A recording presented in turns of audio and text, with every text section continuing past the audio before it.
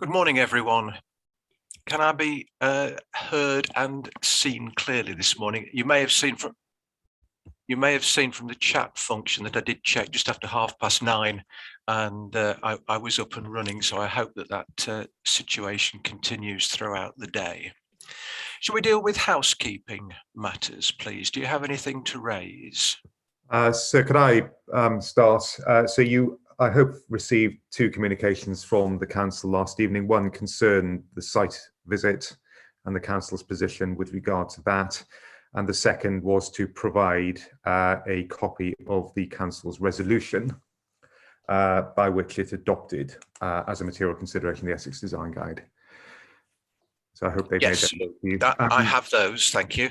So on a further matter, so you'll recall at the end of yesterday, there was some discussion about agreeing a timetable for the submission of notes from the Rule 6 parties and indeed from the appellant concerning 5-year housing land supply. We've made some progress with that matter in the sense that I communicated with counsel for the other parties last evening. I suggested that the Rule 6 parties and the appellant provide a response to the council's latest information by 5 p.m. Next Wednesday. And certainly so far as Infrared are concerned and the council, they seem to be content with that. And we haven't heard from Mr. Hill yet. However, so there is a further matter that's arisen. I then suggested that the council be given an opportunity to provide any comments on what is forthcoming from the Rule 6 parties or the appellants. And they should do that by close of play on the following Monday, which would be the 29th. So that then elicited a response from Ms. Hall seeking to object to the council having an opportunity to make any further comments. And Mr. Linus then rather rapidly made the same point. And so unusually for me, I'm going to take a pretty strong line on this. And so it looks as if we're going to need some guidance from you as to how you suggest proceeding. So I'm not inviting you to deal with that matter now, but that matter will need to be on the agenda for discussion at some point during the course of the day today. I think we'll pick it up now, just on a perhaps preliminary basis, so that we do have time to reflect rather than leaving it to the very end of the day. Ms. Hall, do you wish to comment on why you would oppose the council having the opportunity to respond if they wish to do so? So yes, well, the council have had a number of opportunities to put before you the evidence they want you to take into account in terms of justifying their position on 5-year supply. They've had their statement of case, they've had their proofs, and we ran our case on the lack of sufficient evidence. They then put in lots more evidence, and this is just our ability to respond to that. If we're going to go down the line of everybody gets a reply to everybody else, then that should naturally end with the appellant, if anybody. So I just object, sir, to the council having yet another opportunity to put more information in, which is quite late now, and B, that the council shouldn't be going last in any exchange. Mr. Linus? Similar position, sir. I mean, the first point is we have no objection to meeting from our perspective. The next Wednesday's deadline for us to provide comments on the material that's been submitted. But as Ms. Hall said, I mean, we raised in our proof of evidence concerns that we sought clarification from officers about the 5-year housing land supply position that had been published at committee on the 30th of September. And we weren't given any clarification despite being asked. Then we had the 5-year housing land supply position statement that was issued, which then elicited responses from us.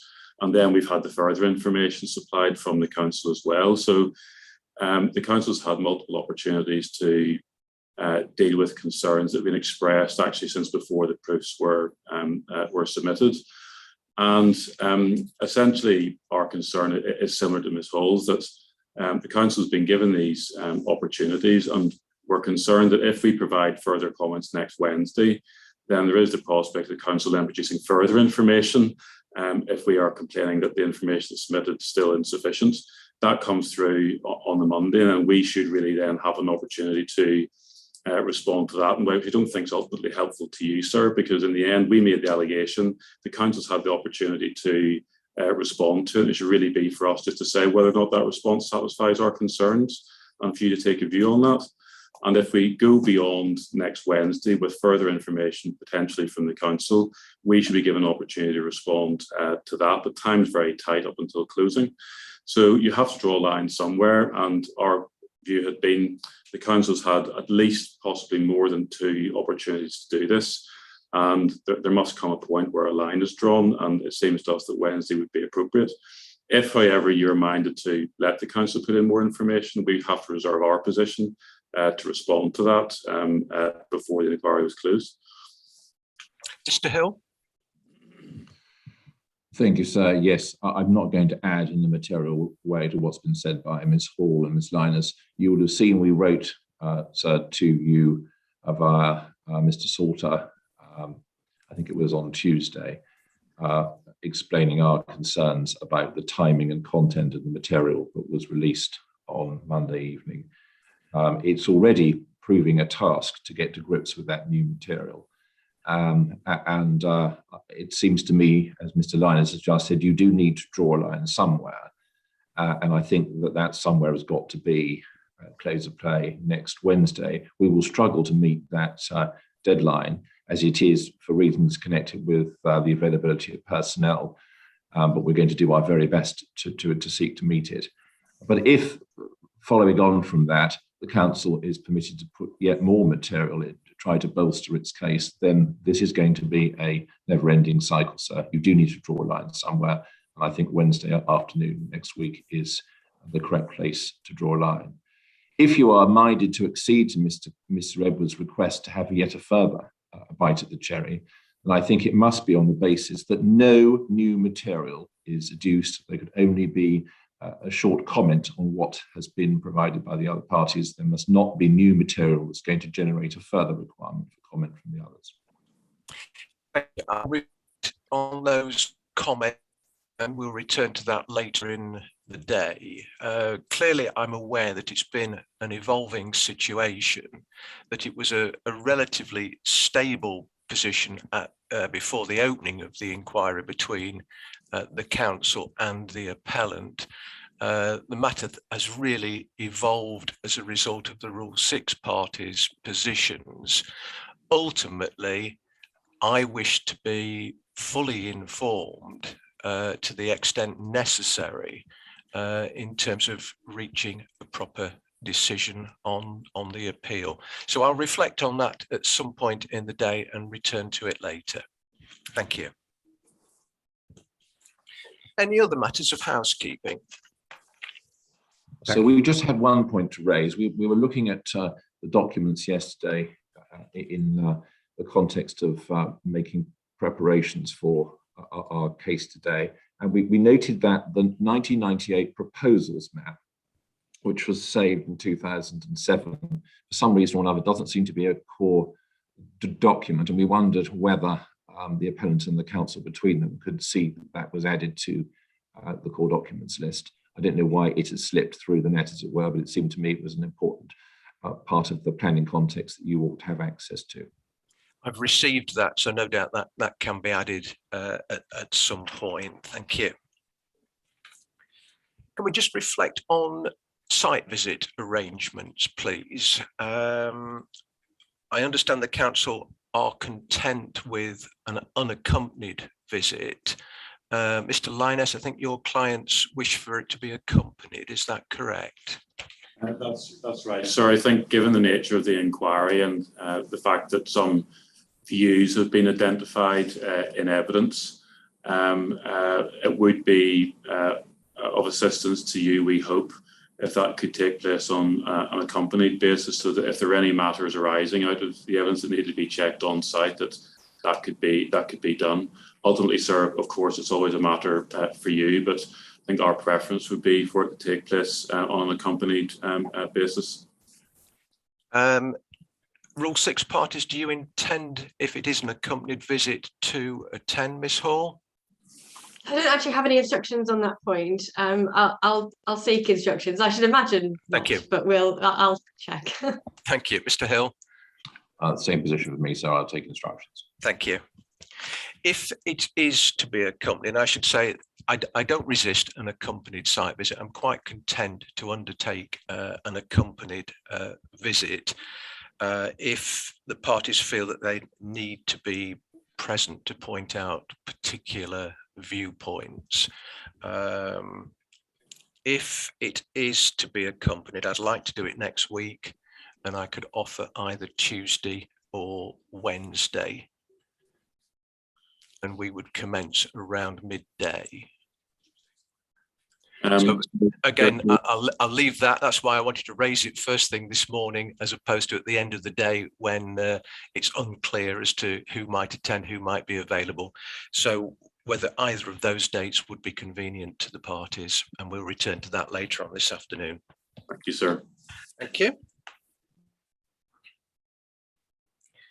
I'll deal with one other matter now, so I don't overlook it later on. The Environment Act 2021 came into force yesterday.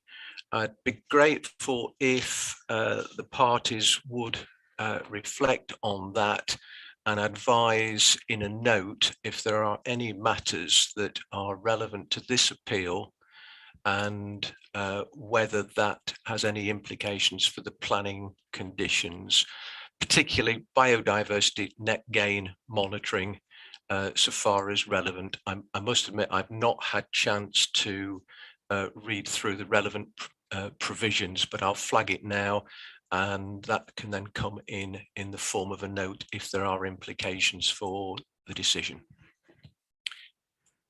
Time estimates for today. We're starting with Mr. Mumby, as we agreed yesterday afternoon. If I assume that's acceptable to you, Mr. Hill. Yes, thank you.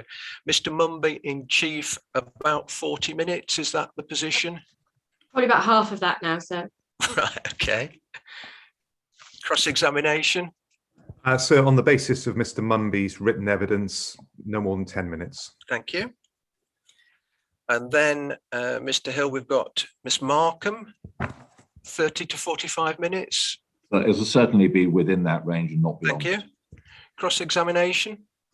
So I'd have thought on the basis of the written evidence, again, in the order of about 20 minutes to half an hour. Thank you. And then Ms. Jones, 20 minutes in chief.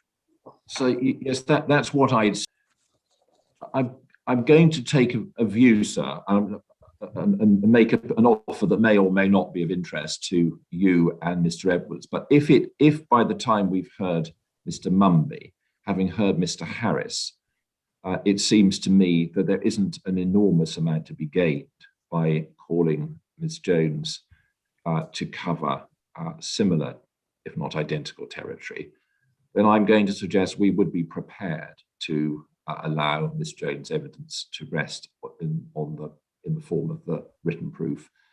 If that's acceptable to you, and if Mr. Edwards hasn't got any particular new points he wants to take up with Ms. Jones, I'm perfectly happy to tender her as a witness if that's what the inquiry would desire.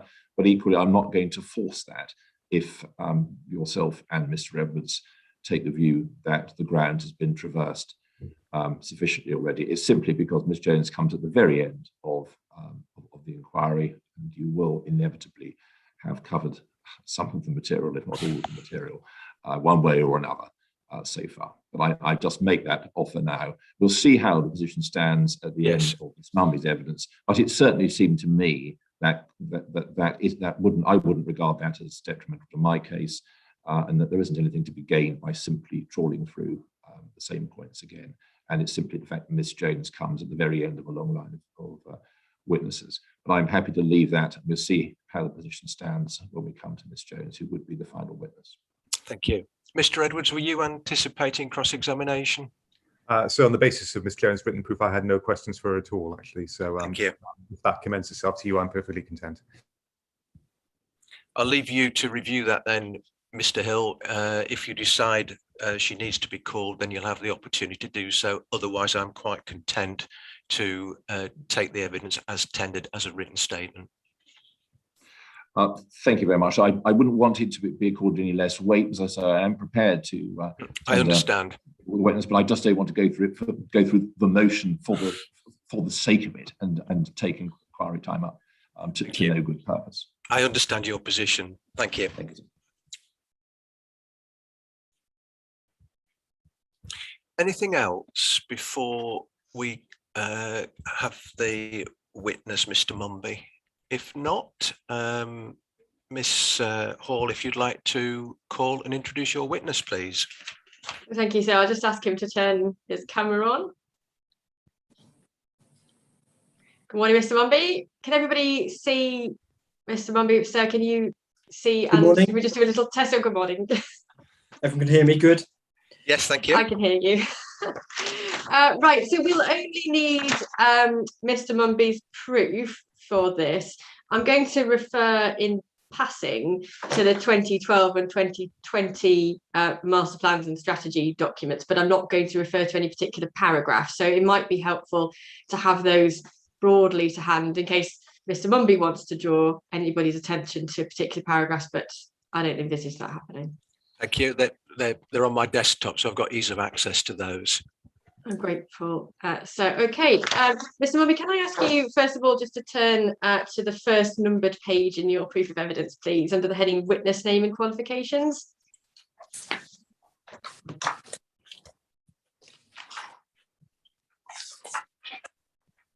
On there? Great. Just to introduce you to the inquiry, you tell us that your name is John Mumby and you're Director of Planning at Itinerary Projects Limited. I assume that's still the case? Correct. You tell us later down that paragraph page at 1.5 that you're a chartered member of the Town Planning Institute and you hold a Bachelor of Arts degree in Architecture and Planning from the University of West England in Bristol.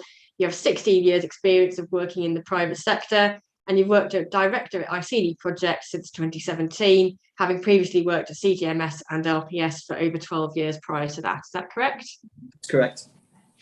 Thank you very much. And at 1.9, we've got the professional statement that you confirm that your opinions are your true and professional opinions. So we just note that. Okay, the first topic, Mr. Mumby, is 5-year supply. Can I ask you just to turn to page 19 of your proof, please? On there? I just think this probably calls for some updating, Mr. Mumby. So I just want us to do that exercise with the inspector. So things have moved on slightly from the time at which you wrote this statement, because obviously you didn't have the council's most recent document before you, did you, at that point? No. So I just want us to have a look at which paragraphs in this section under BASLA's 5-year housing land supply are still remain without any alteration and which ones are going to need to have some alteration and to be read in light of the note that's going to be produced next Wednesday. So perhaps we could just start at the top at 4.31. Is that still good, or do we need to read that together with the note from next week? The council is still claiming over 2.4-year supply at the beginning of the inquiry, and now they're claiming 3.5 years. And in terms of the following paragraphs, 4.32, 4.33 and 4.34, there are some numbers mentioned in there. Are they still all good, or do we need to have some caution now? I think they're there or thereabouts, but we certainly have to have some caution given the additional information that we've been provided by the council over the course of the inquiry. Okay. And 4.35 and 4.36, you draw your sort of broader conclusions on 5-year supply, and you say, well, it's evident that despite the council stating the 5-year supply has increased, the borough continues to experience a significant undersupply, and the tilted balance is triggered even on the council's evidence. Is that still the case, or do we need to review that? No, that's still the case. Okay, thank you. And you say at 4.36, council can only demonstrate a supply of 2.4 or 3.5. Under the tilted balance, then you are required to apply the presumption in favour of sustainable development, and that's a position accepted by the council. Does that remain the case? That does, yes. Okay, thank you. Just broadly, Mr. Mumby, what is your position on 5-year housing land supply, so that your proof drew the conclusion that, well, we think it's 2.4, but it might end up at 3.5. Where do you stand on that now? Well, I think it's evident from the information that's been provided through the inquiry that there is still a huge degree of uncertainty from the council what they can and can't provide. There's been a lot of information provided to us in documentation, including the latest note, which I believe is ID 19, regarding the houses that the land supply that they are claiming. I think the position that we have, that I have, apologies, is that the council have still not provided clear evidence on the inclusion of the sites that can be considered deliverable in principle. The inspector will have to take a planning judgment on deliverability. There's a number of sites in there, I think, where we need to question, in line with the PPG, the suitability, the availability, achievability, and actually the timing of delivery of some of these sites. Overall, there's a huge reliance still on the healer sites, and it is my view that a lot of these fail the relevant PPG tests and MPPF tests to go towards council's land supply. Okay, thank you. And the specifics will pick up in written evidence. So thank you, Mr. Murray. I'm going to leave 5-year supply there. I'm going to move on just generally to the 2012 and 2020 master plans. I'll just stand back for a moment.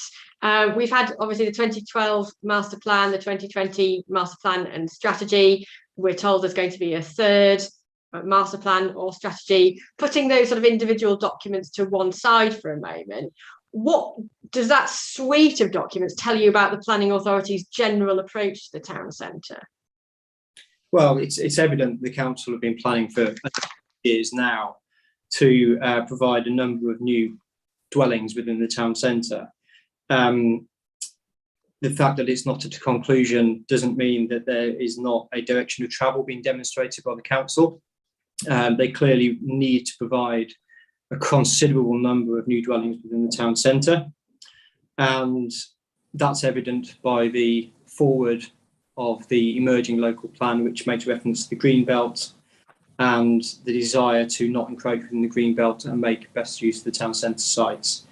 It's clear that we're in a situation, the council in a situation where they need to increase provision within the town centre, and that could probably be addressed or confirmed or linked with the fact that that will be an increase in densities. And given the chronic housing need the council have at the moment, I can't see that any new emerging region strategy or master plan would deviate from those previous aspirations, those continued aspirations over the last number of years. Thank you very much. What about the LPA's position generally that the 2020 strategy has sort of little or no weight because it's being replaced? What do you say about the weight to be afforded to the 2020 strategy? Well, this was touched on by Mr. Harris yesterday in his evidence. It's accepted that the 2020 master plan strategy don't form part of the development plan documents, but they do form part of the local plan evidence base, and we have no confirmation from the council that they are being disregarded from that evidence base. In fact, it appears that they are continuing to use the aspirations, those strategies within the development of the local plan. I think, therefore, that although, as I've said, they don't form part of the 2020 documents, don't form part of the development plan, they do form a consideration in the determination of planning applications appeals for town centre development. Thank you. Just in terms of just sort of standing back again for a moment, rather than looking at individual documents, the council has got an acknowledged housing shortfall and obviously a need of roughly 1,000 units a year to be found in the local plan. Where do you anticipate them broadly being put? Well, I mean, I think that's clear, isn't it, that the council need to make best use of their urban sites and their previously developed land. All the information that we've seen not just in terms of the determinations of the application that is the appeal in front of you, in front of the inspector, but the emerging local plan and all the discussions from the planning department focus new development on previously developed land. Otherwise, it is going to have to go on the green belt. Thank you. We've got the council's note on what they said to the local planning exam about greenbelt release. Just turning then to the determination of this appeal and what we're doing with our applications and appeals now rather than policy in the future. What do you say to the inspector about the test for this appeal? Well, I think the test is quite simple, that the tilted appellant is engaged. That's quite evident in the council's thinking and in the appellant's thinking, and certainly is my thinking that's set out in my proof of evidence. The council's, as I mentioned, direction of travel is further residential development within the town centre, a number of units within the town centre, and as I've said, I believe that will become an increase in densities and therefore an increase in height within the town centre. It's a case of, I think it needs to be delivered now, new development within the town centre, new housing. The council can't wait. There is a huge housing shortfall within the borough, and that is only getting worse. Okay, thank you. So in that context, how do we deal with, I mean, if the inspector agrees with the council that there is some townscape harm, how does that feed into that balance? How should it be treated? Well, I think the lack of the 5-year housing land supply is a crucial point. As I said, tilted balance is engaged, and the circumstances that we're in at the moment sets a very high bar for the appeal proposals to be considered against. And I think overall that there has to be a strong principle of granting planning permission. In terms of, obviously, if the inspector does find some townscape harm, that would be contrary to paragraph 134, at least, to the NPPF. And what do you say about a focus on that paragraph? Well, I think it's just that it's a focus. It's clear that the NPPF should be read as a whole, and circumstances that we're in at the moment, as I say, with the housing land supply, mean that I think that the balance needs to be made by the inspector over whether parts of paragraph 134 is enough in itself to outweigh all the other requirements of the NPPF. Thank you very much, Mr. Mumby. I don't have anything else for you, but I'm sure Mr. Edwards does. Thank you. Thank you.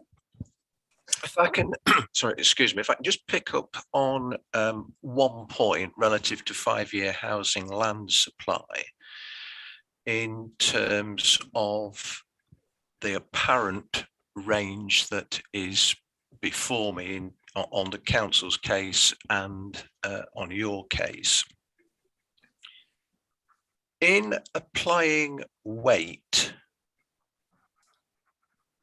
to that position, can you give me your view on whether there would be any difference in weight that should be applied to the shortfall, whether it be your figure or whether it's the council's figure? Well, there's clearly the first point is, of course, the fact that even at 3.5, tilted balance is still engaged, and therefore the council cannot demonstrate a 5-year housing land supply. And of course, that is going to be a question that we will provide further information on this matter in the notes of next week. But I think I would struggle to set out whether there should be a notable change in approach to the determination of appeal based on that range that you have mentioned, sir. And I do wish to point out that obviously that range has been discussed by the appellant and not ourselves.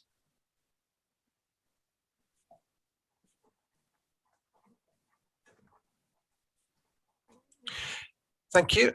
Mr. Edwards, cross-examination, please. Yeah, thank you very much indeed. Good morning, Mr. Mumby. Morning. Mr. Mumby, can I just make clear at the outset that so far as matters concerning 5-year housing land supply and deliverability of sites, I'm not going to ask you any questions about that. We'll await to see what emerges in any note that's provided next week, and subject to the inspector's directions, we'll address that accordingly. Mr. Mumby, can we just turn together, please, to page 22 of your written proof of evidence? I'd just like your help, please, with what you seek to assist the inspector with in terms of the evidence that you produce to the inquiry. On page 22 at paragraph 4.45, you say that it is the responsibility of the appellant to justify the acceptability of the scheme in terms of its design and townscape considerations. And I therefore will not undertake my assessment of the quality of the appeal scheme within this evidence. And Mr. Mumby, you make that point at paragraph 4.45 on page 22. I think you also make it in about 5 other different places in your proof. And I take it, Mr. Mumby, that the reason why you emphasize that point is, as you say, to confirm that you do not see it as your role, and therefore you have not carried out an assessment in respect of the particular form of the appeal proposal and its relationship to townscape considerations, design, or indeed matters of residential amenity, have you? That's correct. Thank you very much indeed. Good. Again, I don't criticise you for this, Mr. Mumby, at all, and I won't criticise you for this, but essentially you regard those matters as the responsibility of the appellant, and therefore you have not seen it as your role and have not in your evidence sought to address the particular concerns generated by the council's reason for refusal relating to the impact of this specific development on townscape considerations, design and amenity, have you? Also correct. Thank you very much. Good. Thank you.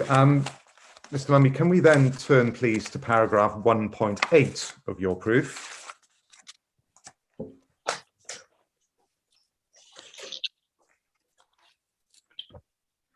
And at the bottom of paragraph, it's page 3, paragraph 1.8, you confirm that you will not be setting out the overall planning balance on the basis that you will not be providing evidence in relation to all of the main inputs.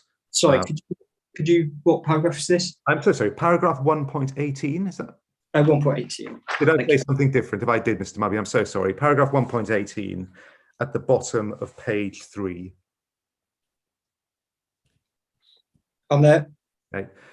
First sentence, I will not, however, be setting out the overall planning balance on the basis that I will not be providing evidence in relation to all of the main inputs which form part of that decision. Mm-hmm. Again, Mr. Mumby, I just want to be clear as to your position. As far as the planning balance is concerned, it is your contention, I think it's common ground, that paragraph 11D, part 2 of the framework is engaged, the tilted balance. But in terms of how that balance should be struck, as you confirm in paragraph 1.18 of your evidence, you have not sought to strike that overall planning balance, have you, within your evidence? No, I've not. Thank you very much indeed. Good.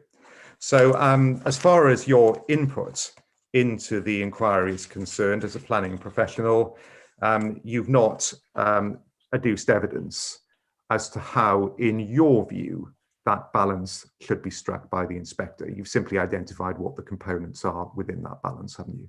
That's correct. Well, good. Thank you. Good. Can we turn then to a separate point, please? The matter of the 2020 regeneration strategy. Could we turn, please, together firstly to page 2 of your proof of evidence?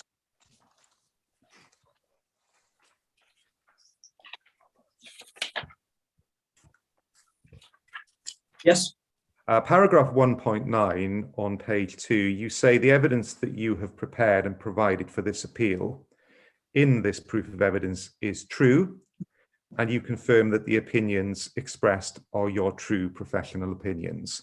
Now, that was the position that pertained at the time that you wrote and submitted this evidence, Mr. Mumby. I take it that hasn't changed, has it? No, it hasn't. Good. And can we then, please, with that point in mind, turn forward in your proof of evidence to page 12.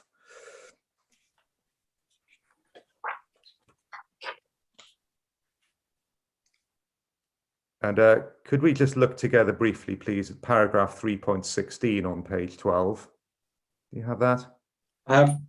In the first sentence, you say, as you set out above, the Basildon Town Centre regeneration strategy of 2020 does not hold any weight within the decision-making process and has no formal policy status. Now, that was a statement you considered true at the time that you prepared this evidence, and that remains the position, Mr. Mumby, doesn't it? It doesn't. I don't think it has any. I've set out that I don't believe it has any formal policy status already in my evidence. Insofar that it is, decision making within the development plan. I don't think that there is any reason why, or I think maybe lawful reason why, the inspector can't make a judgment himself on the weight given to that in the determination of this appeal. Thank you, Mr. Mumby. Well, that inspector will form his own judgment. I would like to know, please, what your position is. When you wrote your proof of evidence, which you confirmed to be true and to reflect your professional judgment, you said the Basildon Town Centre regeneration strategy does not hold any weight within the decision-making process. That was a statement that you confirmed to be true at the time that you produced your evidence, and that hasn't changed, Mr. Mumby, has it? No, it hasn't. Thank you. Good. Thank you very much indeed, Mr. Mumby. That's all the questions I have for you. Thank you, sir. Thank you. Thank you, Mr. Edwards. Ms. Hall, any matters of re-examination, please? No, thank you very much, sir. Thank you. Mr. Mumby, thank you. Thank you.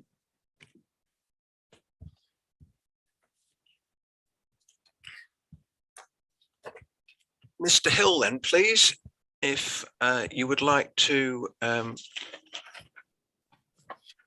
call Miss Markham, please. Certainly, sir. I'll just check everyone can hear me. I can hear you clearly. Yes, thank you. Yes, thank you, sir.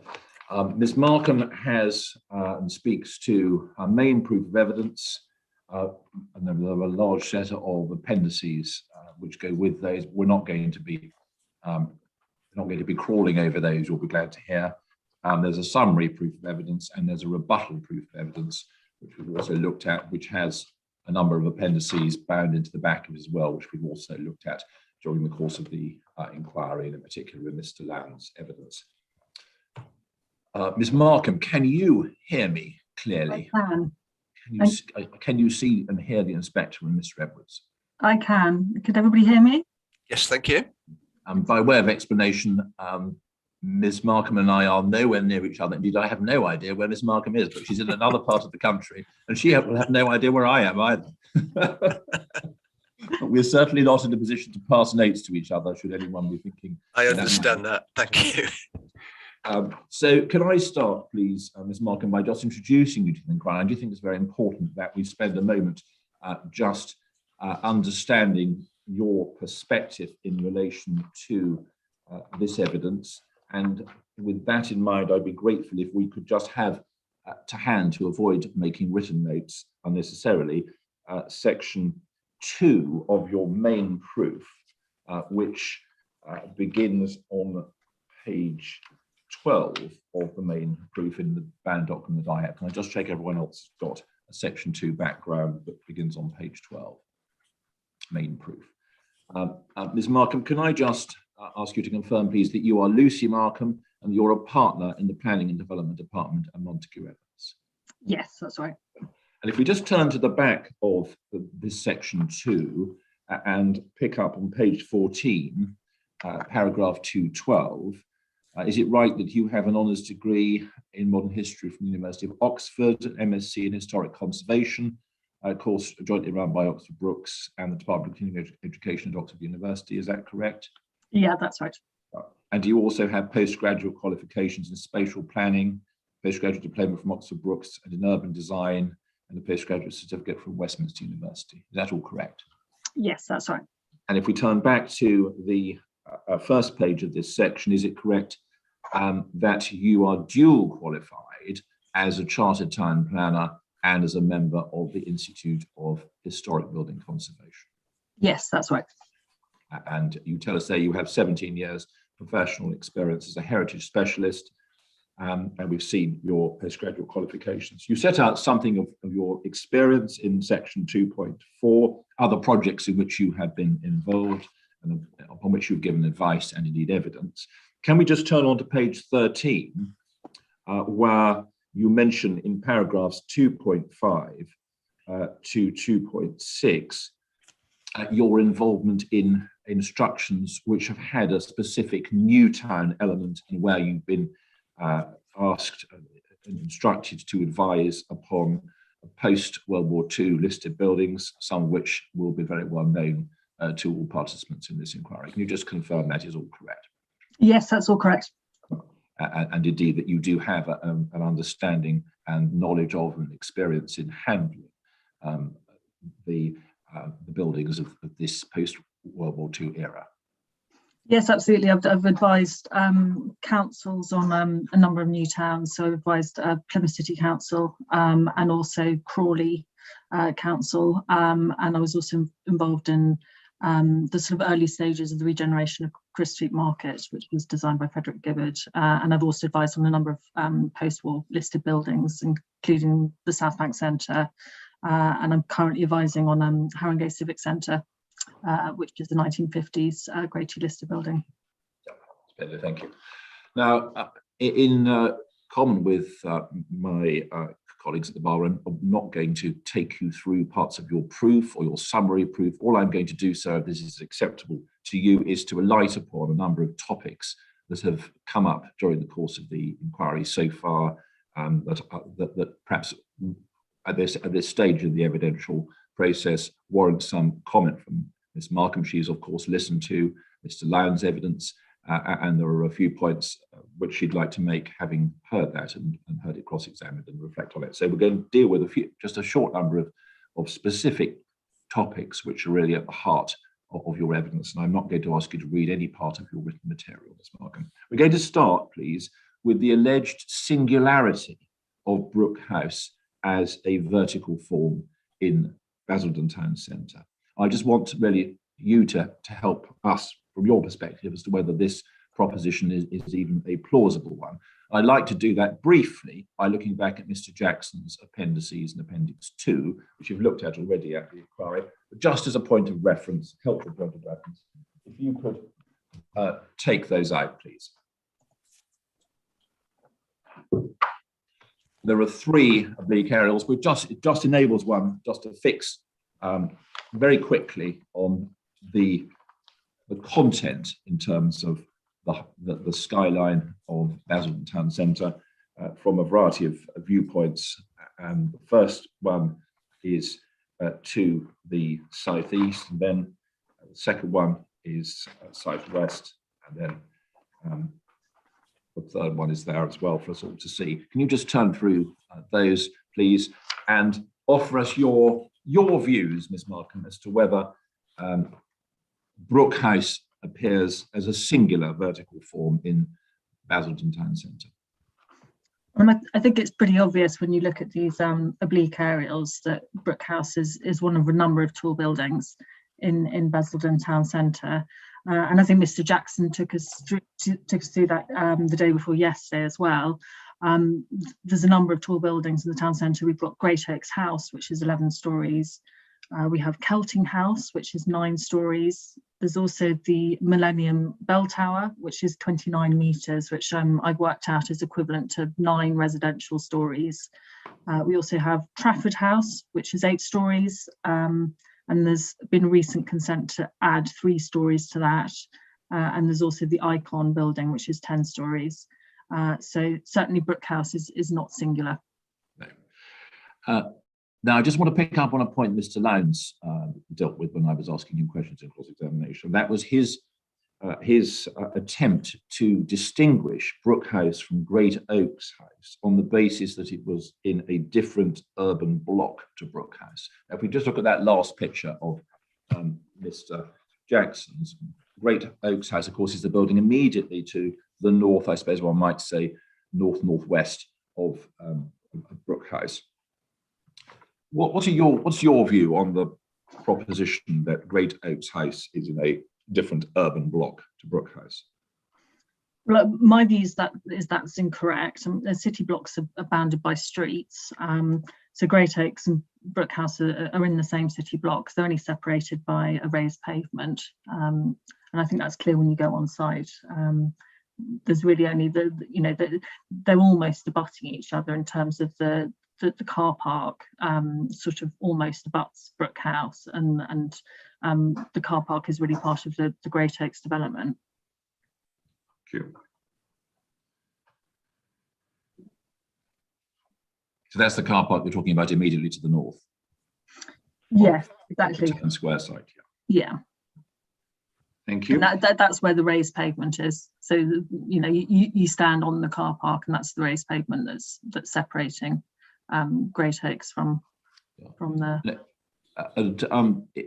Just putting to one side the absence of a road separating Great Oaks House and Brook House, is there any other way in which you think a Great Oaks House could sensibly be perceived as being part of a separate urban block to Brook House?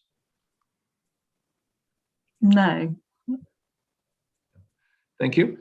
And then just a footnote for the Icon and Trafford House. We know where they are, and the inspector will have picked them up, and we looked at those at other points in the inquiry. Are they or are they not, in fact, defined as part of Basildon Town Centre on the proposals map? They are part of the town centre. I think we've now included the proposals map, the town centre inset map as part of a core document. And it's clear that the town centre isn't bound by the ring road. There's an area to the south, and even south of the railway, which includes Trafford House, which is within the town centre. And just generally, I'd like to make the point that I disagree with the council's case that Brook House is the only tall building located in the centre of the town centre, and that the rest of the tall buildings are peripheral. Normally, when you're talking about peripheral or edge of town centre, it's normally in terms of uses, and that's normally when a site is sort of close to but outside a town centre, not within it. And all of the tall buildings that we talked about are actually within the town centre. So I think it's a slightly artificial argument. Thank you. We'll move on to a new topic, if we may. And I want to ask for your help on understanding why the present day form of Basildon Town Centre takes the shape that it does, and the extent to which the inspector should regard any elements of that as it were, fixed. I want to ask you, please, with a particular focus on the height of the individual buildings in the town centre. In your view, to what extent has that present day townscape skyline been positively planned and, as it were, deliberate over the last 60 years? And to what extent has it really just been incidental and a product of the built forms that the planners and developers have wanted to put in the town centre? Well, in my view, it's been entirely incidental. And if you go back to the sort of original design of the new town, really the design was primarily about the zoning of uses, and the scale flowed from that. So we had the retail and civic uses located within the town centre, and then residential suburbs surrounding it, outside the ring road. And by its nature, retail was relatively low scale, so it's really sort of form following function. And I think the appellant, brought that case out very clearly. So there wasn't really. So you just said form followed function. Form followed function, exactly.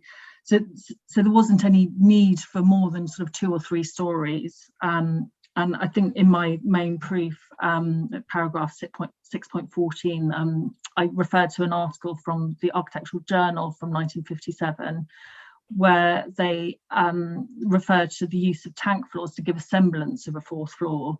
So obviously wanted greater height because that adds visual interest, but it just wasn't really economically possible, and it didn't work with the uses, with the retail uses.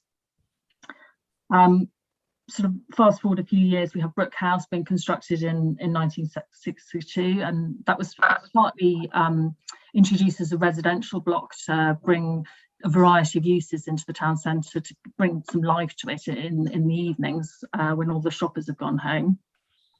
And also to inject some sort of verticality in this very sort of unremittingly horizontal townscape. And then sort of after that, there have been other tall buildings that have been added. So Great X was added later, responding to a demand for offices. But basically the development has sort of been piecemeal and responding to demand. And generally the town centre has retained a strong retail and commercial focus. Now there's actually issues with that sort of, emphasis on retail use, because there's been a lot of competition with out of town retail and online retail, and there's a need to diversify the uses. And there's as the planning witnesses have explained, there's a pressing need for housing. So I think a good way to deliver that is through residential towers within the town centre. Thank you. Brook House, as we saw, and again when I was cross-examining Mr. Lowndes about this, may well have been the first of the taller buildings in Basildon Town Centre. In your view, with all the expertise that you bring to this inquiry, does it matter if there are more tall buildings in Basildon Town Centre? No, I don't think it does. I think we've established during the inquiry that there was nothing in the original design intent in Brook House that it was meant to be the only tall building in Basildon, and there have been more later, which I've described already. Certainly there's no prohibition in policy on further tall buildings.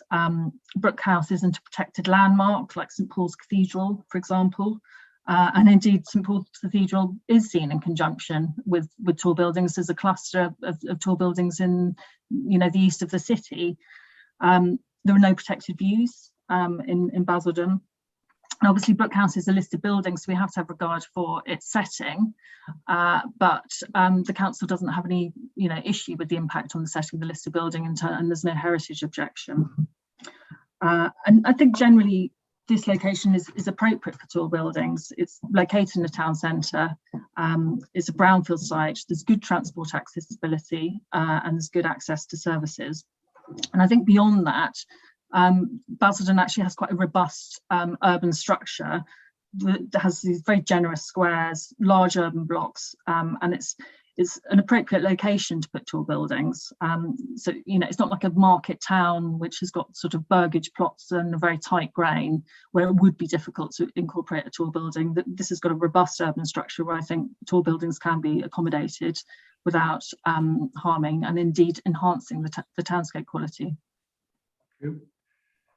So sticking for the time being with this issue of the form of the town centre, is there anything about the existing horizontality of much of the development within the town centre which should cause it to dictate the future form of Basildon Town Centre? No, I don't think so. I think, as I've sort of explained earlier, I think that the fact that it's very horizontal and low is really form following function. It's related to the retail use. And there was an aspiration even from the start in 1957 for greater scale. It just wasn't economically possible. And then, in 1962, we get this sort of injection of some more height. But I think it's certainly desirable to have more scale to add some more visual interest to the town centre. And I think the other point that I'd say is that this sort of low horizontal scale is not inherently sensitive townscape. And in fact, a lot of the original buildings are actually quite poor quality. They were built just after the end of the Second World War when there were shortages of materials. And we're now sort of 70 years on and they're decaying. And there's a need for regeneration. And I think it is also relevant that the town centre is not designated as a conservation area when many new towns centres are. Basildon wasn't one of the best of these new towns. And then we've already touched on this, but is there, from your researchers, any specific evidence that the original planners actively hoped for more taller buildings within the town centre? Yes, I mean, I think if you read the articles from the Architectural Journal, which I recommend that you do, sir, there's definitely sort of implicit that the tall buildings are a good thing and that they're hopeful for more. I mean, it might be worth if I just go to actually sort of where I refer to these in my rebuttal. I think it's paragraph 1.5 of my rebuttal. And I'm quoting from a 1962 article in the Architect's Journal. And it says, there is still a great deal of important building to be done in Basildon Town Centre, and it is possible that the improvements shown by the latest development will continue. But if this area is to be pulled together into something identifiable as the town centre, there should be a considerable amount of rethinking.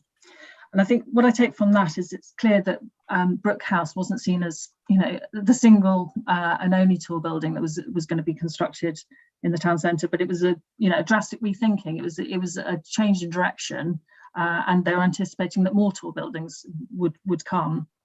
And there's also a similar article in the 1961 Architectural Review. So that I think probably if we go to, it's paragraph 2.62 of my appendix, and Kenneth Brown, who was the Townscape editor, and I'll sort of read this out if that's helpful. The town centre plan of 1956 was pedestrian in more senses than one. As one dreary building followed another. Indeed, the town centre began to look like a complete visual write-off. Suddenly the picture changed, and the recently completed high block of flats is evidence of a drastic rethinking. So again, that's from a different author, but in the same period, saying, you know, the town centre is being rethought by introducing these tall buildings. So they clearly anticipated that more tall buildings would be added. Could you just give me that reference again, please? Sure. So the second one it's paragraph 2.62 in my appendix. So it's page 16 of my appendices. Let me just check that.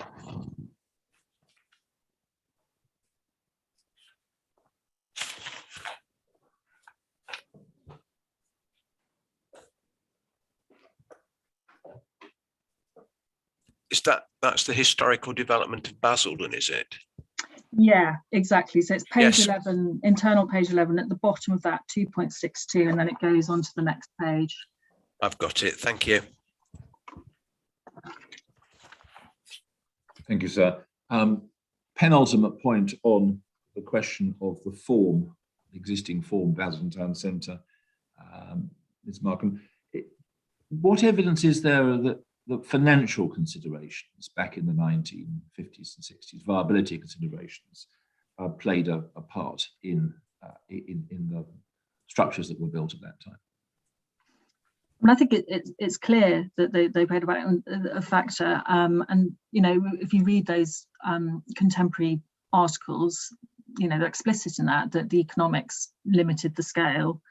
And I think generally, you know, viability is always going to affect the scale of buildings, because there'll be a brief, you know, there'll be a sense of what's the demand for uses versus what's the cost of building, and that's what sort of determines the scale of buildings. I think there's another sort of interesting point in that 1962 article from the Architectural Review, the Kenneth Brown article that I was just quoting, and I think it's the following paragraph in my appendices, so 2.63, where he actually says that Brook House was not that high by modern standards, which I think is, you know, quite interesting. So you know, the Brook House was not especially high, and even that was constrained by viability considerations. Understood. And then the issue of the marker role played by existing tall buildings in the town centre. To what extent do you consider that a cluster of tall buildings would perform a marker role as well or as effectively as the existing tall buildings in the town centre? Yes, I mean, I think absolutely. I think you know, a cluster of tall buildings works as effectively, if not more effectively, as a landmark than a single tall building. And actually, I think groups of tall buildings can be attractive in their own right. And I've reproduced some images from other clusters of tall buildings in section 7 of my visual appendix. So that's on pages 48 and 49.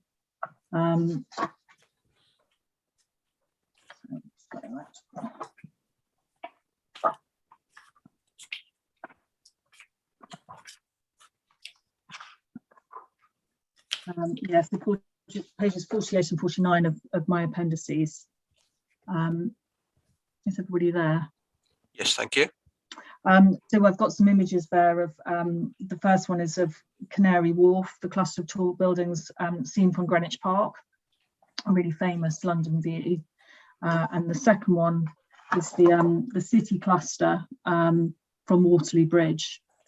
And they're, you know, those clusters of buildings are attractive in their own right. And I note that they're seen in context and relationship with some really, you know, sensitive listed buildings, highly graded listed buildings, and the most important listed buildings in the country. So we have the Royal Naval College, Grade 1 listed, and part of a World Heritage Site in the view from Greenwich Park. And then we've also got St Paul's Cathedral in the view from Waterloo Bridge.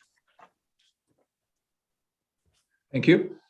Last of the topics I wanted to ask you about now, Mr. Markham, that's Brook House, and we know we can take this fairly lightly for the purposes of this inquiry, at least, because council don't raise a heritage objection. But can I just ask you for your comments on 3 sub-points? First of all, in relation to the 2018 consent for the construction of the Empire Cinema, which required the demolition of Freedom House and a series of buildings behind and to the side of it, and the destruction of part of the listed Sunken Garden complex. What does that tell you as a dual qualified heritage expert and town planner about the status that the council was attaching then to preservation, in contrast to managed change to deliver regeneration? I mean, I think it's clear from that the council gave little weight to preservation and significant weight to managed change.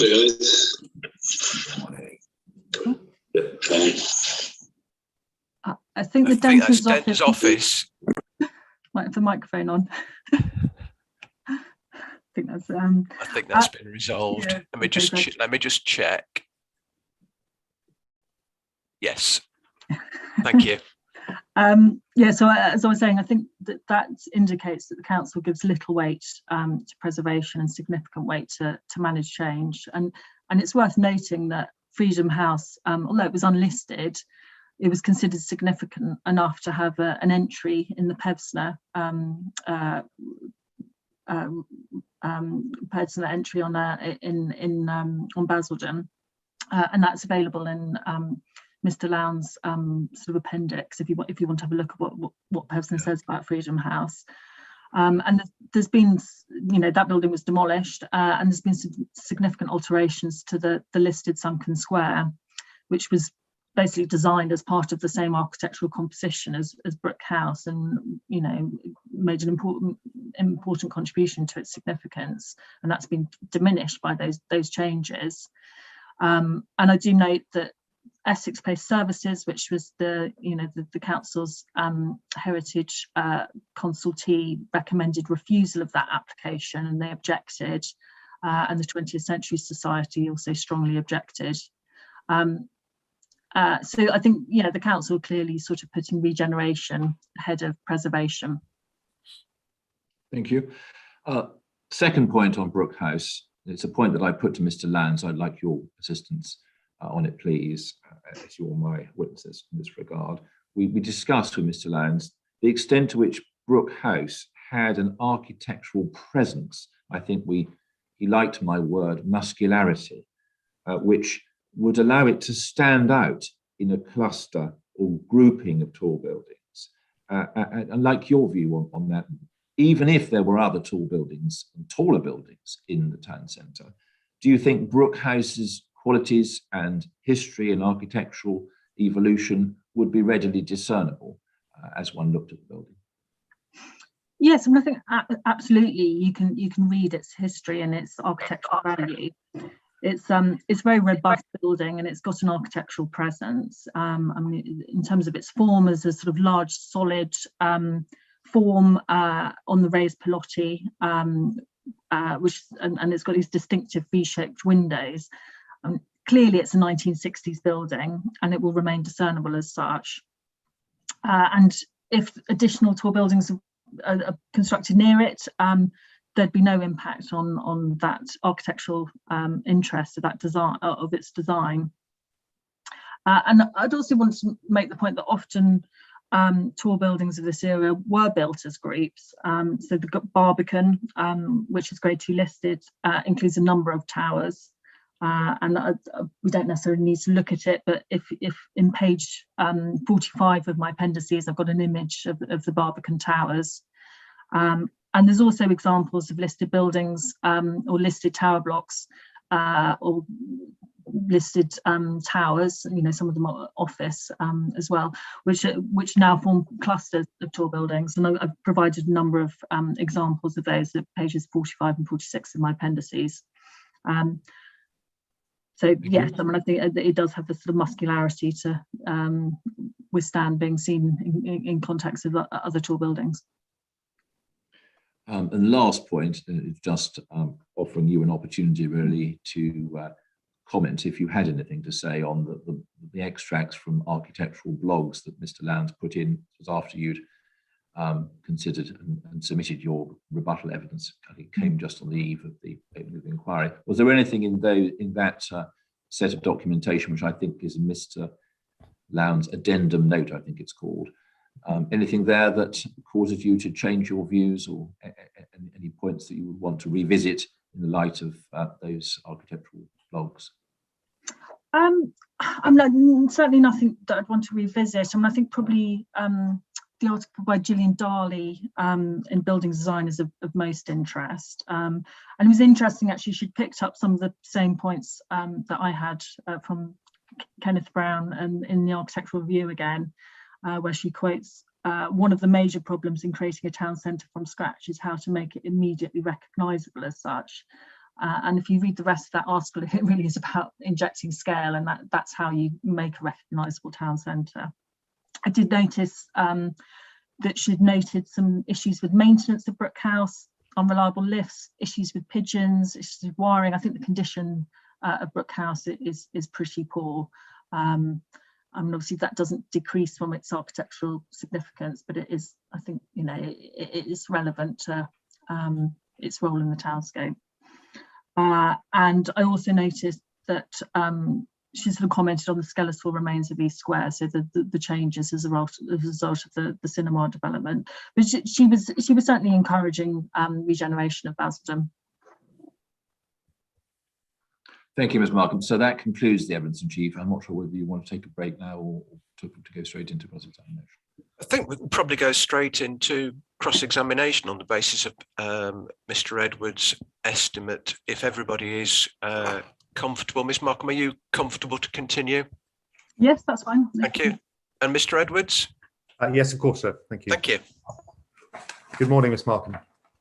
Morning. Right. Ms. Markham, the only additional document that I'd like you to have available, please, for the purposes of cross-examination is Mr. Harris's main proof. I'll just open that. I think I've only got that digitally. I think that will, I hope, suffice, Ms. Markham. There's just one reference I'm going to take you to in due course in that proof. If you just allow me a moment to get that, Mr. Edwards, I can see it. I just need to get it. Certainly. Right.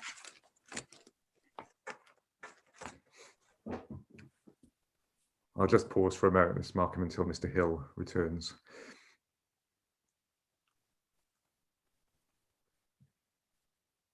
All done, thank you. Thank you. Good. Ms. Markham, you are retained to advise Basildon Estates Limited, is that right? Yes, that's right. And you're obviously giving evidence in support of their position as a Rule 6 party in the context of this Orwell's appeal. Do I also take it that you've been assisting Basildon Estates in terms of the preparation of evidence for its own appeal due to be heard at a public inquiry in January? Yes, that's right. I'm going to be their expert witness on heritage and Townscape. That's what I thought, and we will meet again then. Yes, look forward to it. And so far as your assistance thus far in terms of Basildon Estates appeal, were you either responsible for or involved in the preparation of the Built Heritage Townscape and Visual Impact Assessment, which form part of the environmental statement in support of Basildon Estates proposals? Yes, I was. I oversaw it. You oversaw it. Good. Thank you very much indeed. Good. Right, we'll come back to that in a moment, if we may. Can we just turn, please, to your main proof of evidence? And I preface the points I'm just going to ask you by explaining that I'd just like some assistance in terms of what level of detail that you have gone into in terms of addressing particular circumstances relating to Orwell's appeal scheme. So that's the context. Okay. Can we turn to the content page of your proof of evidence, which is in my printed version on the reverse side of the frontispiece? Yes, I've got that.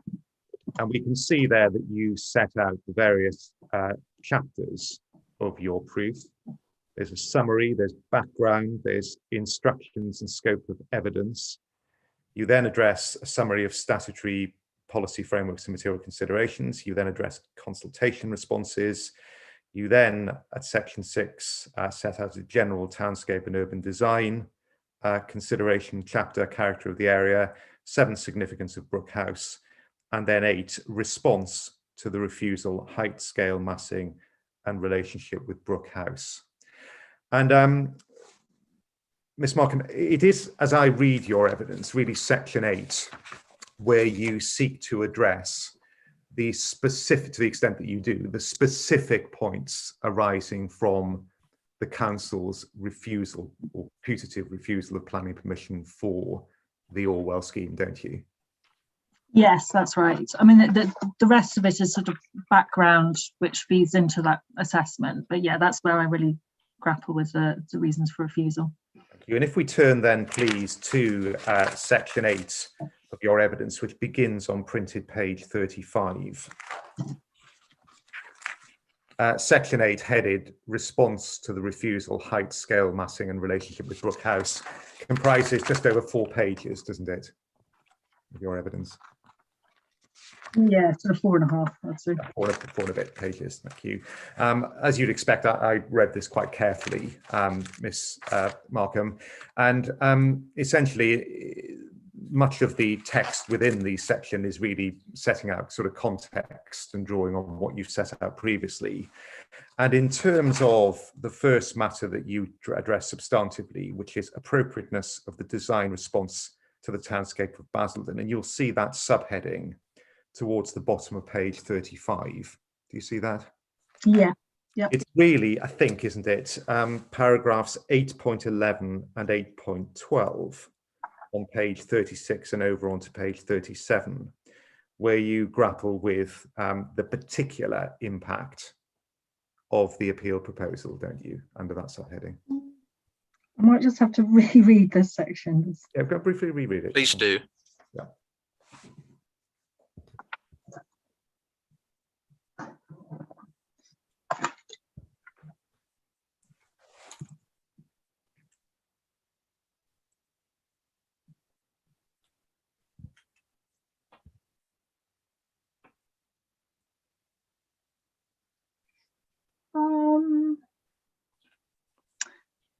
I mean, I think 8.8, I do talk about the fact, and it's a point I was just making in evidence earlier, actually, that the sort of structure is capable of absorbing buildings of this scale. And then I think I talk about at 8.9, the sort of appropriateness of having height along that route between the station and the town square and St Martin's Square. Yeah. All right. So and yes, and then 8.11 to 8.12. Very much. Thank you very much indeed. That's helpful, Ms. Markham. Thank you. And if I can perhaps put it this way, looking at those particular paragraphs of your evidence where you're seeking to address the first element arising from the reason for refusal, which is the appropriateness of the design response to the townscape of Basildon, you would certainly address, if I can put it this way, the principle of a taller building in the location of the appeal site. What you don't do, if I'm saying so understandably, is deal with any of the particular detail of the proposal in terms of whether a 17-story building is appropriate in its particular detail in this location, nor do you deal with any matters relating to sort of elevational treatment, do you, in the section of your evidence? No, I mean, I think that I've done that on purpose because, I mean, it's not really our job to be, arguing the case for the appellant. We're interested in the sort of accessibility in principle of tall development in Basildon, because it has a bearing on our second appeal. I mean, I think at 8.10, I do talk about the orientation of the blocks, because I just sort of felt like it's self-evident that having sort of those finger blocks in 3 rows was, is an appropriate way of having scale, and that's often in other schemes I'm working on, that's often these sort of north-south orientated blocks is often a design response that seems appropriate, but it's not really our place to be arguing, for their design. Well, that was a very candid response, Ms. Markham. Thank you very much indeed. And that deals with that point. And I'll make submissions about your evidence in that context in due course. Good. Can we turn then just to a second issue, which is Brook House and its contribution to Townscape? Now, there's been an interesting discussion at the inquiry about the extent to which historically Brook House had been intended to be a singular building, or had basically been intended to be the first of what would acceptably have been a series of buildings. And we can come to that in due course. But in terms of the contribution of Brook House now to the townscape of Basildon, I'd just like to seek your help and confirmation, if I might say so, of 1 or 2 matters arising from your evidence and your client's position. Now, can we go, please, on that topic to your appendices, and in particular your Appendix 1, which begins on page, I think it's page 4 of your A3 appendices. Yes. And it is entitled Rule 6 Party, Basildon Estates Limited, Appendix 1, Visual Material. You see that? Yes. And I've obviously read through this material, Ms. Markham, as you would expect, and it does, I must say, so bear a striking resemblance to some parts of the heritage townscape and visual impact assessment, which forms part of your own client's environmental statement. And I take it, for understandable reasons, you have drawn upon that element of Basildon Estates environmental statements in terms of producing this part of your evidence, have you? Yes, absolutely. And I think I'm pretty explicit about that. It wasn't a criticism, Ms. Markham. Yeah, paragraph 1.2, I'd sort of make that clear. And basically, because the baseline information is the same, the sites are so close to each other, the baseline information is essentially the same. So I've used that, I've slightly adapted it so that it refers to the appeal site on the application site. Thank you. That's very clear. Thank you very much indeed, Ms. Markham. But with that point in mind, please, can we just pick up 1 or 2 references in this document, which is Appendix 1. Could we turn, please, to paragraph 2.56 and 2.57, which is on page 16 of 142. Yes. Okay. Paragraph 2.56. The tower, and you're addressing here Brook House. You can see that title on the right-hand side column of text. The tower, i.e. Brook House, is a feature unique to Basildon as a new town, and was intended as a sort of impressive, tall, physical landmark for the new town to identify the town centre's location and counterbalance the surrounding low-rise shopping centre. At 160 feet, it provided a visual focus through the scale and visibility. Through its scale and visibility, it helped the town centre to be recognised from miles around. And I take it, Ms. Markham, that is and remains your assessment, at least in part, of the contribution of Brook House within Basildon Newtown, does it? To be honest, I did reread through this in preparing for my course examination, and actually I think my view has slightly changed. I mean, I didn't draft this text, I reviewed it, and then I've obviously included it as an appendix, and I think I would modify what we've said there about it being a feature unique to Basildon, because I've sort of got a better understanding of the Newtown context as in terms of preparing for this appeal.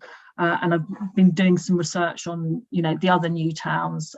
So I know that Stevenage has got 7 tall buildings dating from the 1960s, and they're ranging between 13 and 18 stories. And Harlow as well has a number of tall buildings. The Lawn dates from 1951. I think that was significant because it was the first high-rise residential block built in the UK.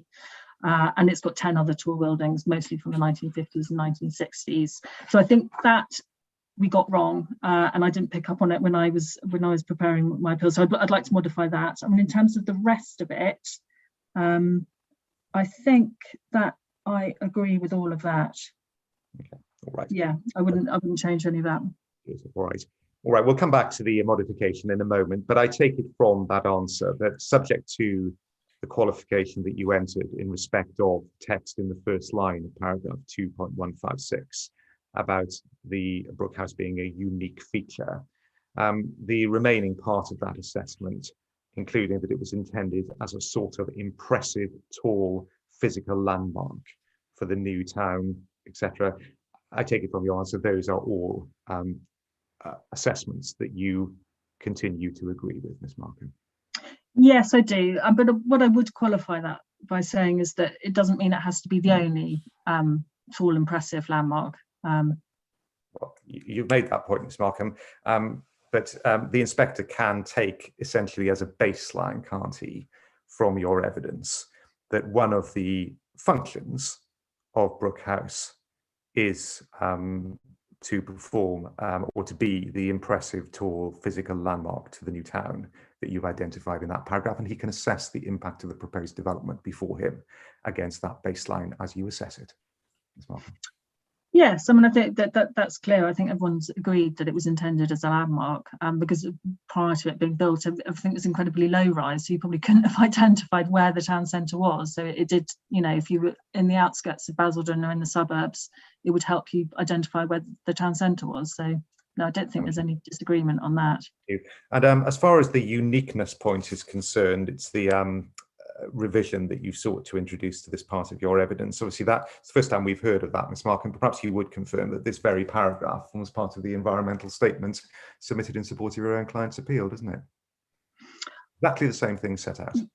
Yes, I think yes, I think in terms of the unique features of Basildon Newtown, because I took it from there and I didn't modify that. Yes, so I haven't checked that, but I'm pretty sure that it would be in the HTBIA. Oh, yeah, it's there, Ms. Markham. Yeah. Right. Okay. Ms. Markham, secondly, elsewhere within your evidence, you've referred to the listing citation for Brook House. And it's produced both in your evidence and it's produced again in the addendum note introduced by Mr. Lowndes before he gave his evidence last week. And one of the observations in the listing citation is that Brook House performs a significant townscape role. Those are the words. You're familiar with that, Ms. Markham? Yeah, I'd quite like to have a look at it. Yeah, of course. Yeah, sure. Yeah, that's absolutely fair. Let's just go on to it. It's in your evidence, isn't it? Somewhere. It's yes, I have it on page 34 of 142 in your A3 appendices.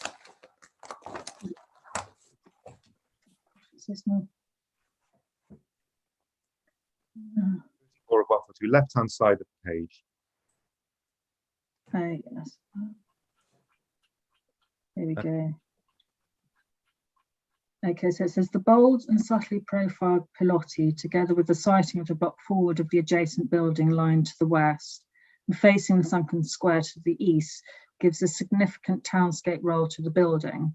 So I think what the list description is saying there is it's the relationship of the pilotti, the sighting of the block forward from the adjacent building line. So the fact that it's set forward from the building line, and the fact that it faces the sunken square to the east gives it a significant townscape role. Well, yeah, all right. Miss Markham, you picked out one particular sentence there. I mean, the preceding sentence perhaps gives some kind of context, doesn't it, here? To the east, steps down to East Square, part of Davis's composition as the ramp enclosed by the cobbled retaining walls. Brook House was designed to introduce high-density residential accommodation to Basildon Town Centre and visually to provide a dominant vertical landmark to counterbalance the predominantly horizontal emphasis of the surrounding shops. And then it goes on to recite the sentence that you read out, indicating a significant townscape role.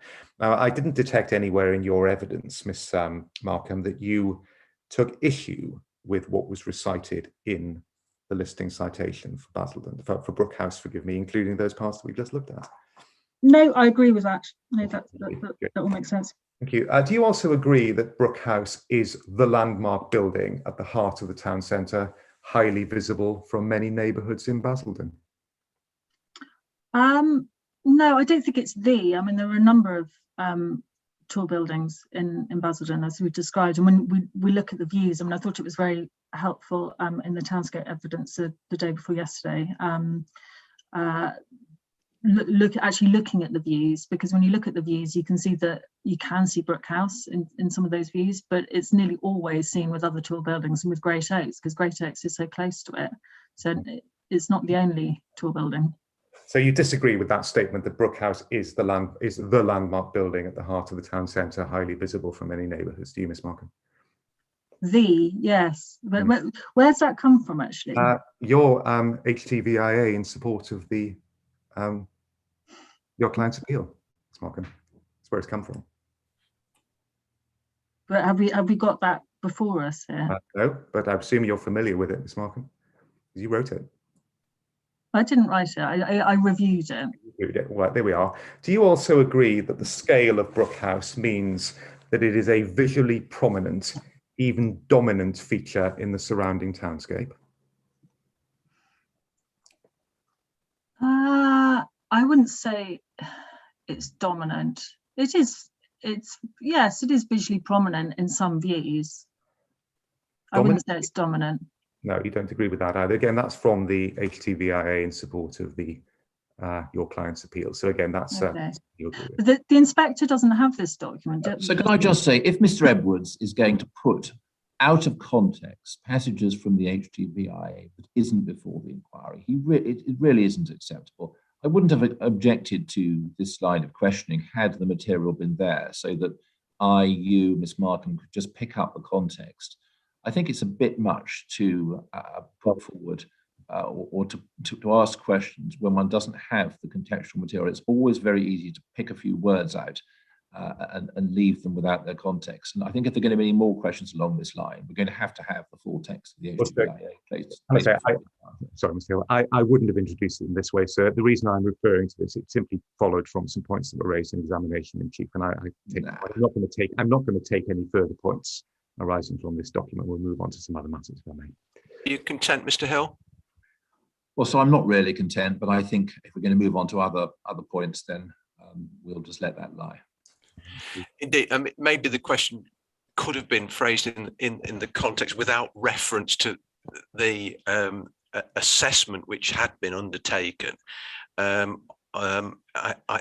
took it almost as a response to the answer that was given. I had the witness's answer to the question, and I think then it was the additional words that probably caused the alarm.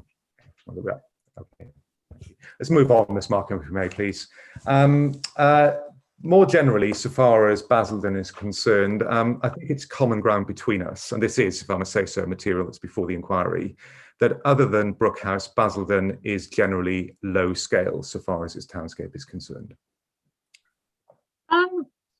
I mean, I think certainly outside the town centre, it's low scale. Right. All right. I Well, look, wouldn't say that it's low scale in the middle. I mean, it's. I think that there's quite a few sort of 5-storey buildings in the town centre. There are some that are just 2 stories, and then there's quite a few that are taller. So I wouldn't say it's all low scale. all right. Okay. Well, lest there be any further difficulty with this, let's turn to your appendices then, please. Page 24 of 142.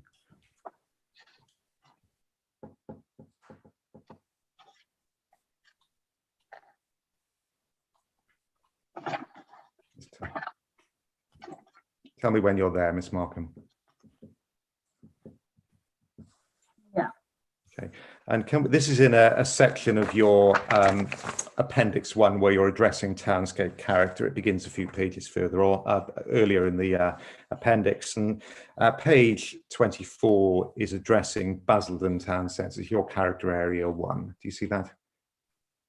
Yes. Yeah. Can we put together at the last paragraph 3.9 then, please, on that page?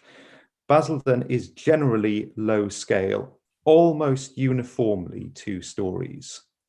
The town centre is generally 3 to 4 stories, although Brook House is 14 stories and Great Oaks is 11 stories. Now, this was part of your evidence produced on the 11th of October. I take it this hasn't changed, has it, in terms of the correct analysis that you still ascribe to, Ms. Markham? And I think there is a distinction there between Basildon big 2 stories, uniformly 2 stories, which means outside the town centre, and what's in the town centre, which is generally 3 to 4 stories with other taller buildings. And I think probably this was written by a colleague, and I reviewed it. I think now it's clear to me that there are, it's more than just 2 tall buildings. There are quite a few, which I've explained in my evidence. So. Well, this is your evidence with respect, Ms. Markham. Well, I explained the context for it. It was it's sort of background information that supports my evidence. I'd taken it from the HTVIA. I was pretty explicit about that in the introduction of this. So are you saying that the inspector needs to either strike out or amend, or what does he need to do to paragraph 3.8 of your Townscape appraisal, Ms. Markham? Well, I think we could add the other tall buildings that I identified in my evidence in chief. Right. Thank you. All right.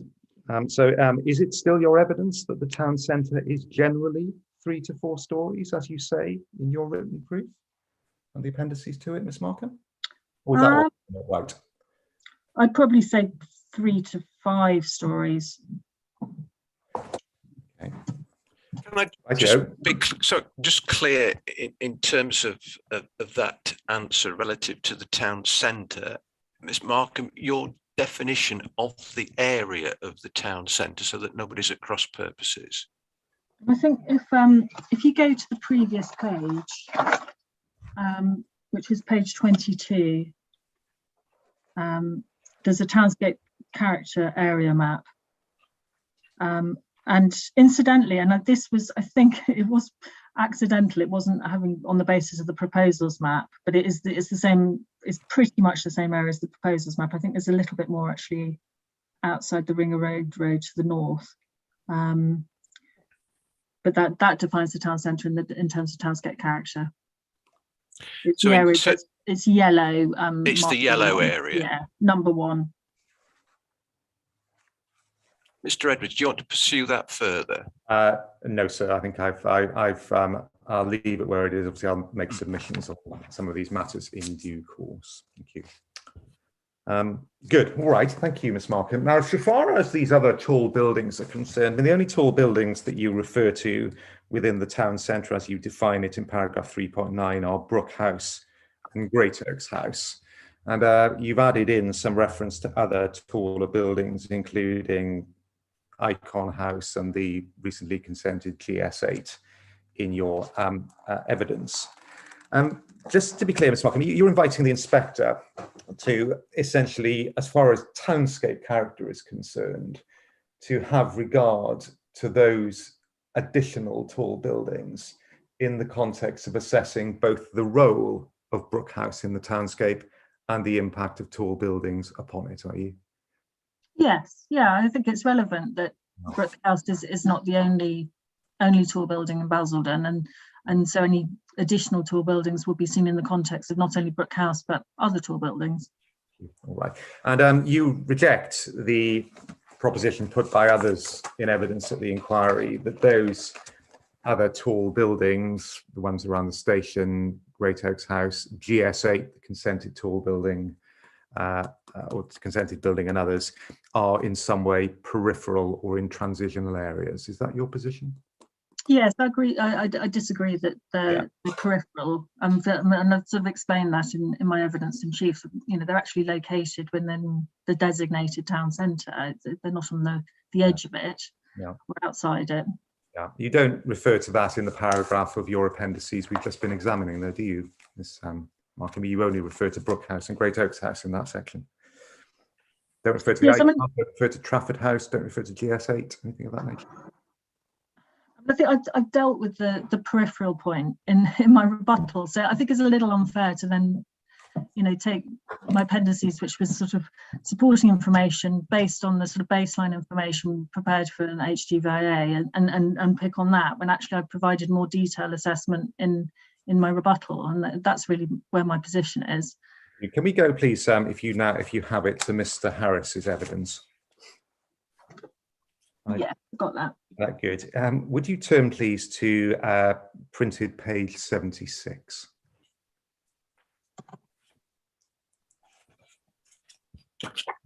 I just want to, you can deal with this very shortly, Ms. Markham, but I just want to understand where your evidence sits in respect of the evidence given by Mr. Harris on behalf of the appellant. So if you're on page 76, just remind yourself of paragraph 7.70 of Mr. Harris's evidence, please.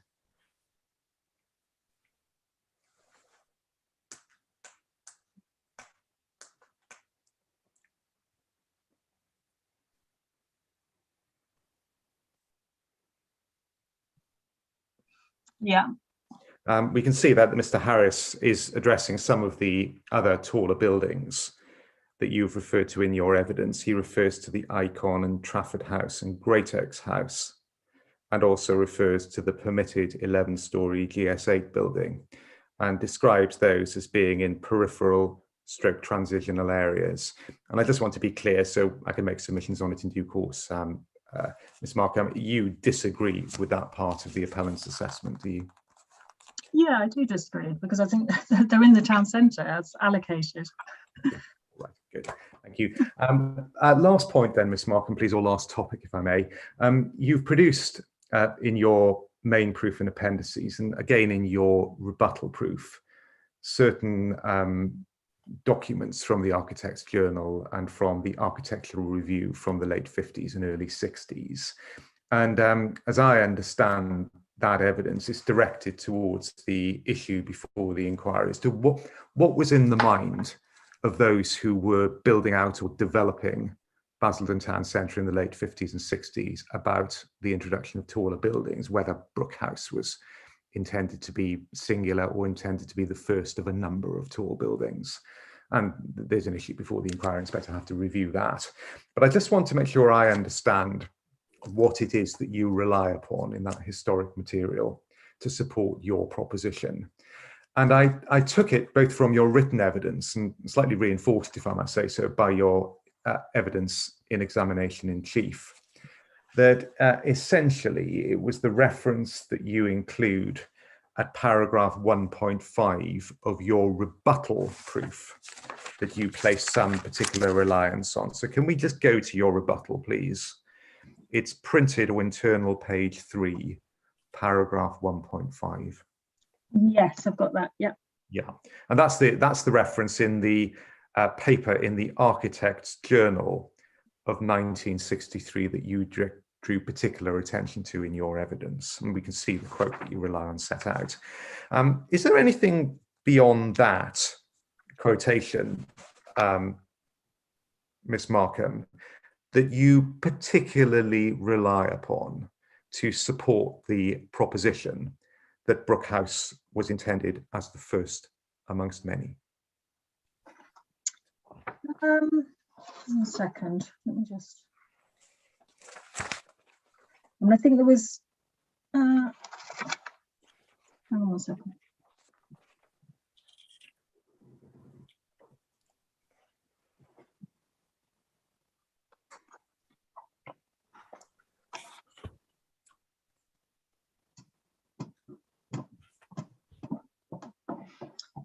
And I think that there's also a reference in the AJ as the town centre as sort of slowly and painfully taking shape, which I think is emphasising the slow pace of change. We want further change, and I think the other reference was actually in a different article, which I already set out in my examination in chief from the 1961 Architectural Review. Yes. About the Kenneth Brown's comments on the completed block of flats as evidence for drastic rethinking. And I think just the tone of it, and I agree that there's nothing specific saying, there's going to be a further tall building next year. But I think certainly the tone of it and what's implicit in it is that they are anticipating sort of a drastic rethinking, and there's going to be further tall buildings following this. Thank you very much indeed. Well, thank you, Ms. Markham. So I'm just going to make sure I understand the position. There's two references in the 1962 Architects Journal, one of which you set out at paragraph 1.5 of your rebuttal, and then there's the reference to the slow and painful evolution of Basildon Town Centre. Not the precise words, but that's the sentiment you refer to. And then there's Mr. Brown, Kenneth Brown's piece in the Architectural Review of 1962 that you then produce as the second of the appendices to your rebuttal proof, and those are the references that you particularly rely on, Ms. Markham, are they? Let me just double check the reference to that second one, because it was paragraph 262 in my appendix. I just want to check that's the.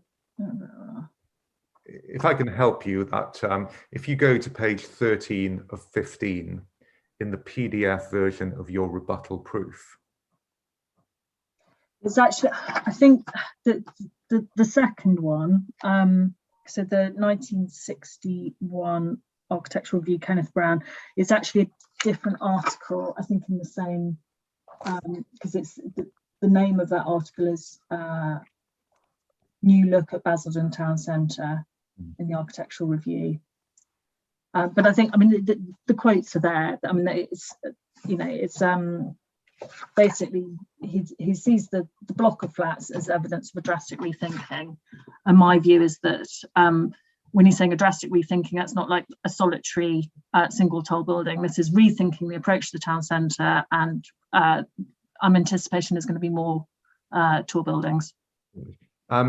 Thank you, Ms. Watkin. Just to help you and to help the inspector, I think the quote that you're particularly referring to from the piece by Mr. Brown is actually indeed in your rebuttal appendices. So if you go to the page that I referred to a moment ago, which is page 13 of 15 in the electronic version, it's the penultimate page of the version.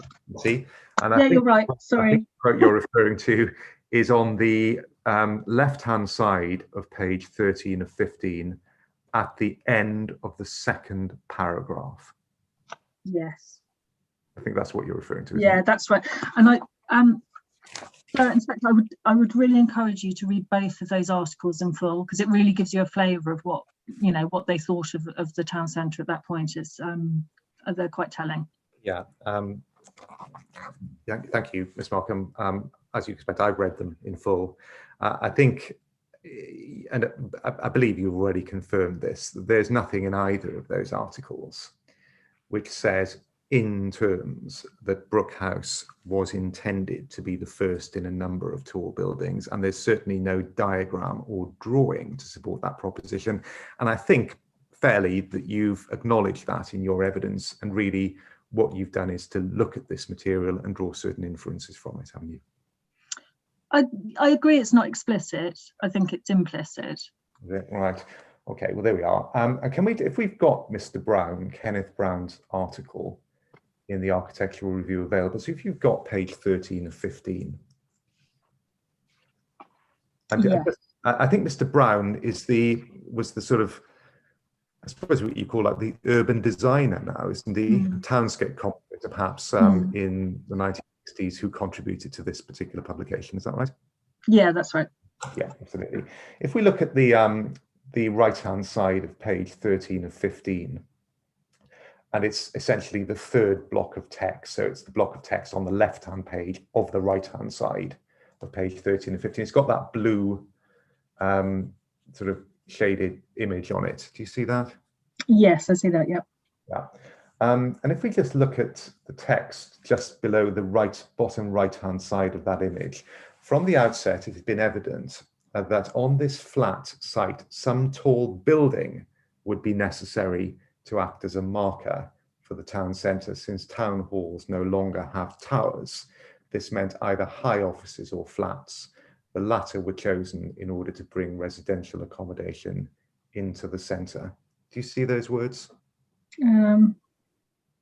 Is it the middle block of text? Yeah, it's if you orientate yourself by the square blue coloured image, if you just go down to the bottom right-hand corner of that image, you'll see a sentence, a paragraph that begins from the outset. And it was that paragraph that I was just referring to, Ms. Markham. Yeah, okay, yeah, I see that. You see, I mean, it's a very short, simple point, Ms. Markham, but as far as that paragraph is concerned, where I think the author of the document, Mr. Brown, was then, really introducing for the first time this idea of Brook House being introduced. He refers to it as it being evident that there was a need for a tall building, doesn't he? In singular, not the plural there. Yes, I mean, but it doesn't preclude other tall buildings, does it? Right, okay. Thank you, Ms. Markham. We can put that to one side. And then there's just one point, please, that I'd just like your help with finally. And it arises from a comment that you made in your evidence in chief. You referred to the council's decision to support, through the grant of planning permission, the demolition of Freedom House and the introduction of the cinema complex in its place. Development. You referred to that as being evidence of an approach that was consistent with managed change. Yes. Yeah, absolutely. I mean, the inspector will be plainly familiar with the form of the new cinema complex. I think it's more or less finished now. It certainly was when I went to Basildon recently on a site visit. But I mean, the form of the cinema building is a form that, in terms of its height, it's what, the equivalent of about 3 or 4 stories, isn't it? Yes, probably more like 4 stories. But I would stress that, again, it's form following function. So you wouldn't normally have a high-rise cinema complex. So I think that's why it's 4 stories. Yeah, but I mean, it's a bit difficult. It's a bit of a stretch, Miss Markham, for the inspector to be invited to draw from the fact that the council was prepared to consent a cinema equivalent of about 4 residential stories, if that actually, on the former site of Freedom House, that then it would be supporting, or that gives some license, as it were, for a 17 or 23 story building elsewhere in the town centres, is it?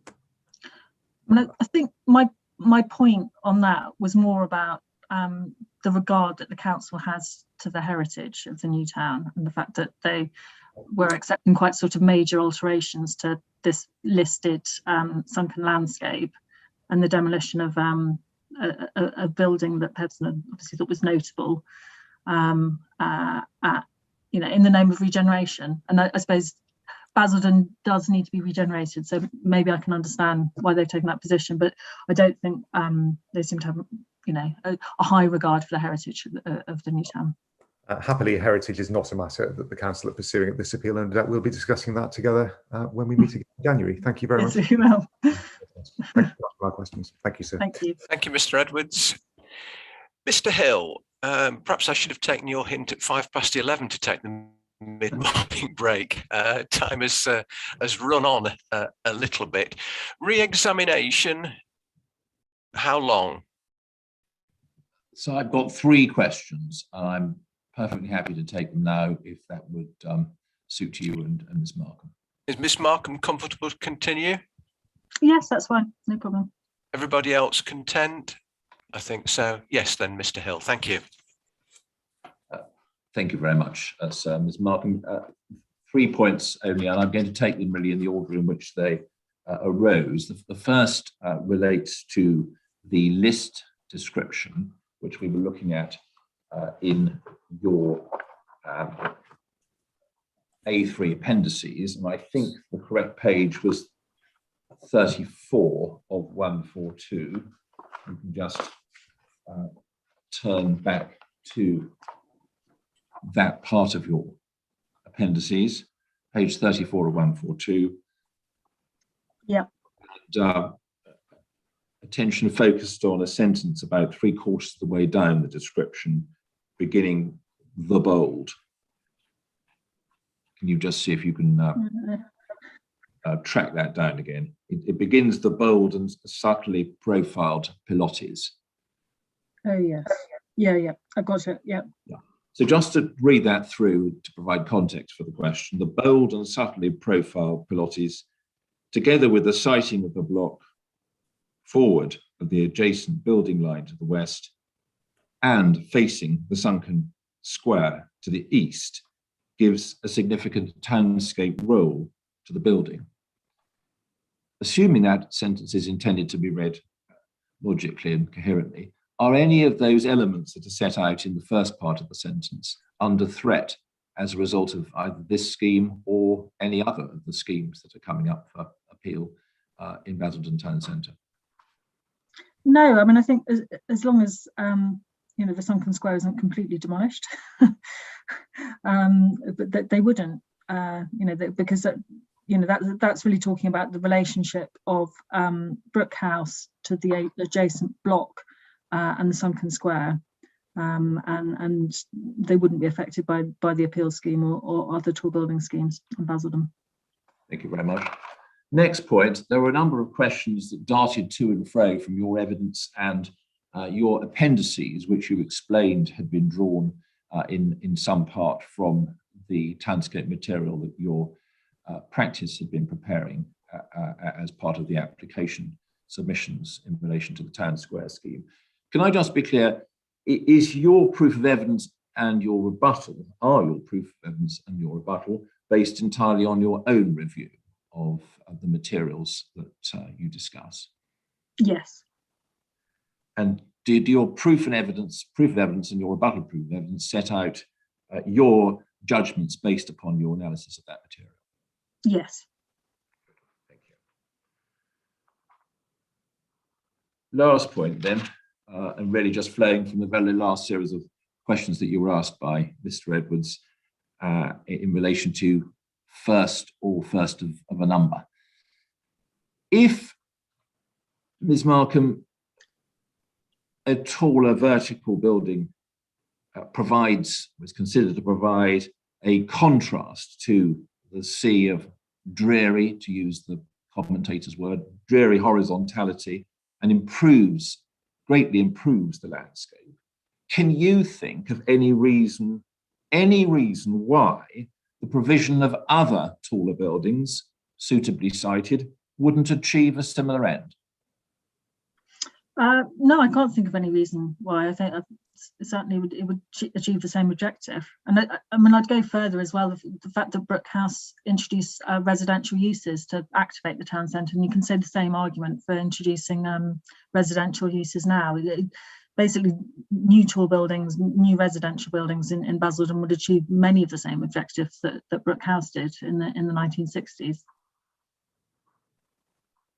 Thank you very much indeed, Ms. Markham. So I don't know whether you had any further questions. I don't have any further questions, Ms. Markham. Thank you. Mr. Hill, have you come to a decision as to whether you wish to call Miss Jones? So I think the answer is going to be no. If you just allow me, because I haven't had an opportunity just to consult with my clients and Ms. Jones, just to see whether there's anything that flowed from this morning that might cause me to depart from the view I expressed earlier. I think it's highly unlikely that would be the case. But if you'd be kind enough, perhaps if we were to have a short pause anyway, and then I could come back after that with a clear answer. Certainly. What I'll do, I'm going to adjourn until 12:30. That will give you ample time to consider that, and that gives me. I wouldn't need that amount of time. No, but if you were, If you were hoping to adjourn for a shorter period, I certainly wouldn't need that long. I'd only need a shorter period than that. It would give me the opportunity to reflect on the issue relating to housing. And of course, when we return, we can either hear Ms Jones, or if Ms Jones is not being called, then we can deal with the outstanding housekeeping matters before lunch, if that's acceptable to everybody. certainly so. Thank you. So I'll adjourn till 12:30. Thank you.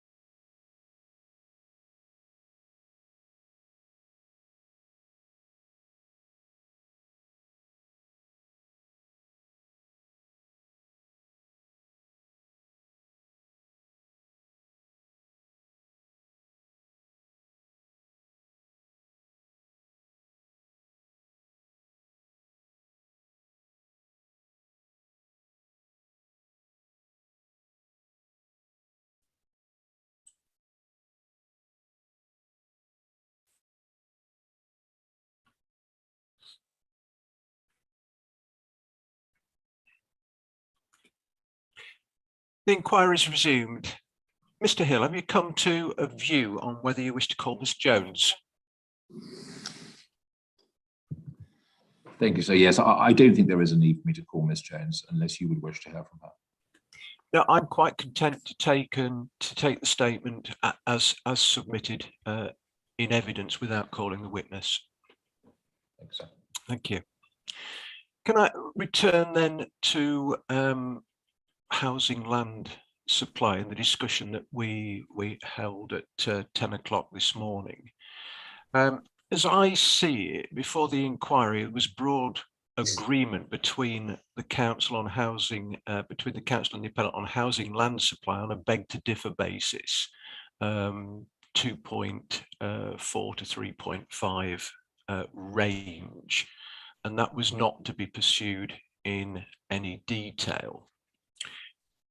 In opening, Mr. Hill sought some clarification regarding the town centre regeneration sites, and Miss Hall made it clear that she did not accept the range of 2.4 to 3.5, and indeed with particular reference to the council's position. And there was some suggestion that supply could be as low as 1.7 years. And she quite rightly pointed out the onus is on the council to provide the evidence to justify the inclusion of sites which it claims to be deliverable. Now, in response to both Mr. Hall and Ms. Hill, the council provided a detailed response to assist, but clearly that caused wider engagement and requests to respond to that, and that is quite correct, that the appellant and the Rule 6 parties should be afforded the opportunity to review that information and to submit their observations. As I see it, the council was in a position of being prompted to provide further information. And on that basis, I would consider it appropriate that they should have the opportunity to respond to the submissions which are yet to come from the appellant and the two Rule 6 parties, albeit limited to clarification as necessary and not new evidence. In terms of a timetable, it was indicated earlier that the appellant and the Rule 6 parties should respond .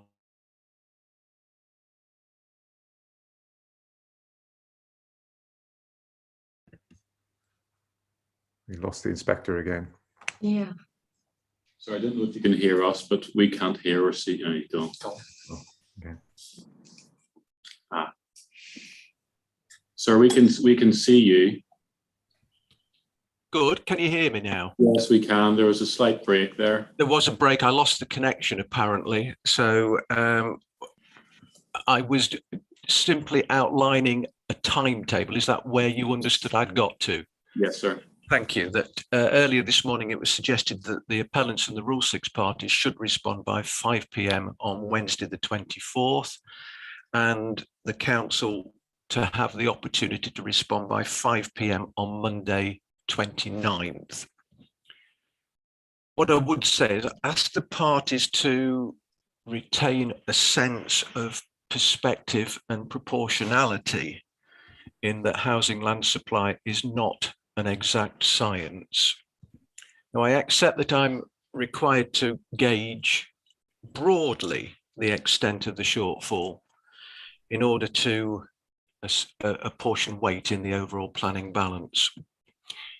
In this case, it is agreed that the tilted balance is engaged, although the shortfall still remains material.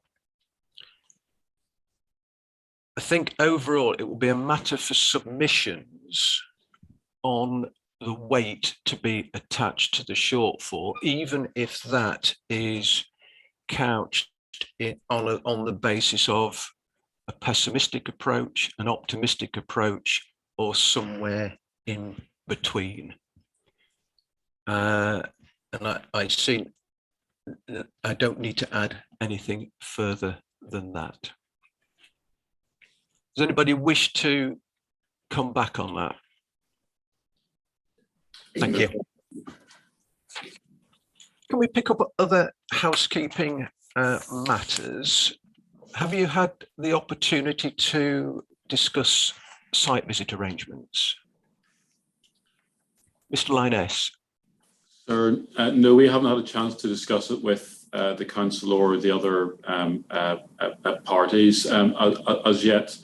I understand that there was an itinerary provided to you for the purposes of an unaccompanied site visit. Perhaps the best thing to do is for us to agree with the other parties whether that needs to be amended, and if so, how, and get back to the case officer and you, sir, in advance of the date of that visit. As far as the date is concerned, when you mentioned Tuesday or Wednesday next week, I was receiving nods across the table. So either of those days, I think, would be acceptable, or preferably the Tuesday. Preferably the Tuesday, sir, if that was possible. But if necessary, we could do the Wednesday. Mr. Edwards, do you know the council's position on availability? Yeah, so I'm afraid I don't. It was remiss of me. I should have checked that over the break. I've just sent an email to the council now, sir, so I hope I'll be able to get a reply immediately as to availability. Could you just bear with me for a few moments? Certainly. If we can't, then we can deal with that through the case officer. In terms of the itinerary, I found the itinerary for the unaccompanied visit before the inquiry extremely helpful to assist me in the tour around the town centre. I did wander wider than the itinerary for context, but I can confirm I followed that, and that's a useful framework which the council have indicated. If there's anything to be added, then that can be added in advance of the visit, or incorporated on the day on the basis it will be accompanied. Okay. Thank you. So provisionally Tuesday, 12 o'clock, meeting point. Court station, the station forecourt, sir. Station forecourt.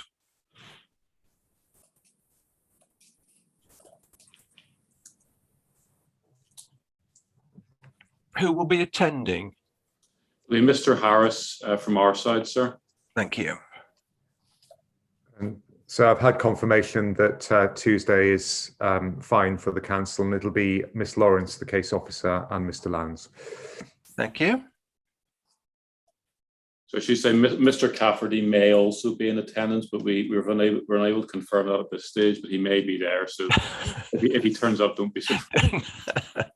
Thank you for that. Rule 6 parties. Mr. Hill, do you wish anybody to be present at the site visit?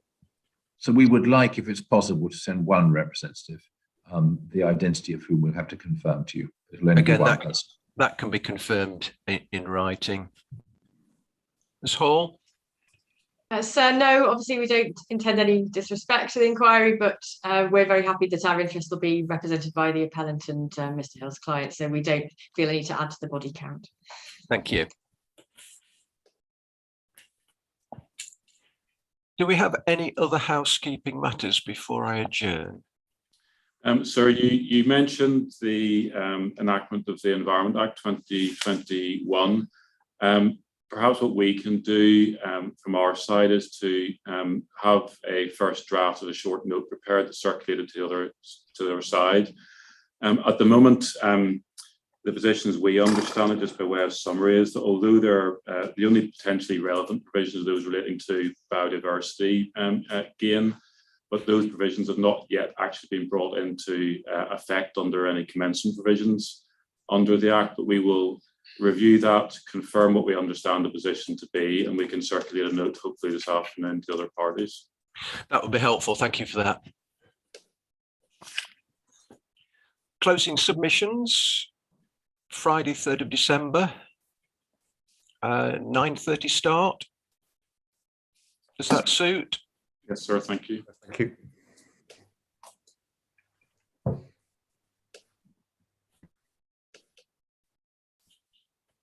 It would help me if the copy of the written closings could be sent to the case officer in advance of delivery, bearing in mind that sometimes there is a delay between the case officer and my receiving them. So they can be submitted first thing Friday morning, and I'll alert the case officer. But to send them solely to me and not to any other party, and then you can arrange exchange between yourselves if that's acceptable. Sir, I've no problem with that at all. The only point I'm bearing in mind is if I'm going at the end, there may be points that to assist you, I would want to incorporate in written form after hearing what others have to say. So what I may do is send through a provisional version first thing and indicate to you if I need to change that. That would be helpful. Thank you. Certainly. And you'll at least have the advantage of the mid-morning break. I anticipate that we won't get through 3 other closings before the mid-morning break. No, that's understood, sir. Is there anything else? If not, thank you for your attendance. The inquiry is now adjourned until Friday, 3rd of December at 9:30. Thank you.